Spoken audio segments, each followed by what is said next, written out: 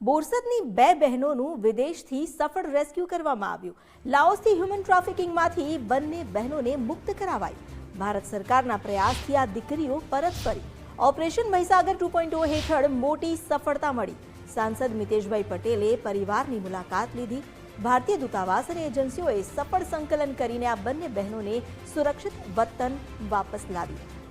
હાલ તો આ દીકરીઓની વતન વાપસીથી પરિવારમાં ખુશીનો માહોલ જોવા મળ્યો।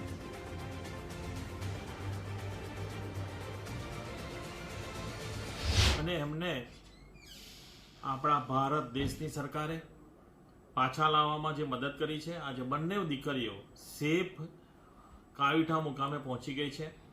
હમણાં જ બંને દીકરીઓની હું મુલાકાત લઈને આવ્યો છું। બંને દીકરીઓ અત્યારે ડરેલી છે, બી ગયેલી છે, બહુ બોલી શકતી નથી, પરંતુ એ બંને દીકરીઓના મેં વાર્તાલાપ કર્યો છે અને ઘણી બધી વિગતો પણ મેં મેળવી।